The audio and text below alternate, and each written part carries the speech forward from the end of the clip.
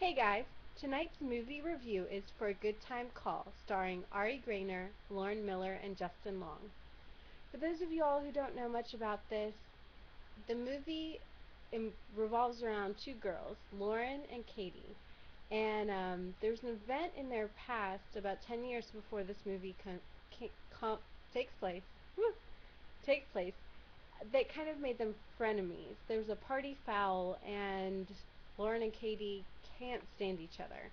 But they're both in a situation where they're living in New York City, they don't have enough money to live there by themselves, and they need a roommate.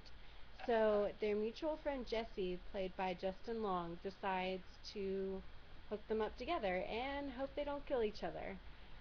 So the two girls themselves, Lauren and Katie, are kind of polar opposites. Lauren's very conservative, wears dresses that are below the knee, um, just a very conservative attitude, traditional job, all of that kind of stuff.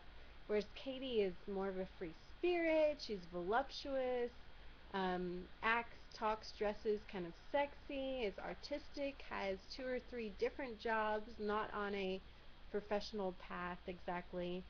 And pretty early into the movie, Lauren finds out that Katie is running a sex phone line out of their apartment.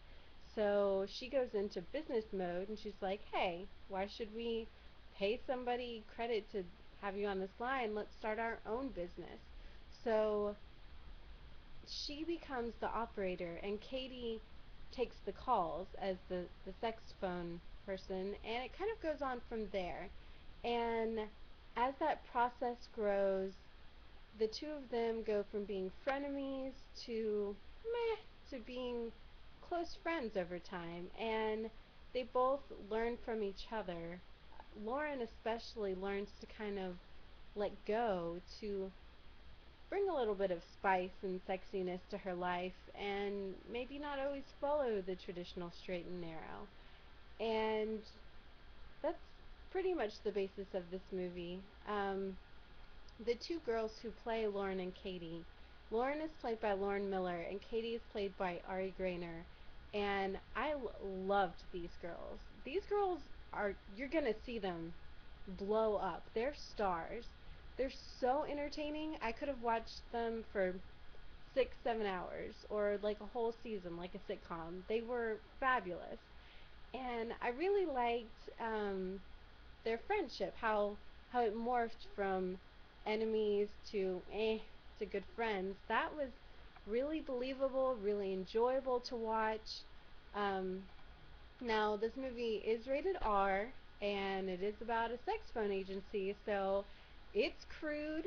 They don't hold back. They say things that will shock you.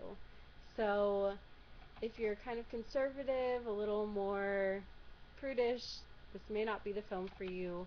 But they don't hold back. They kind of have that style of the Judd Apatow movies that you normally see with a group of guys, like your 40-Year-Old Virgin, or something like The Hangover, maybe. But this, it being girls, it's kind of a fresh take on that concept of, sex, relationships, all that kind of stuff.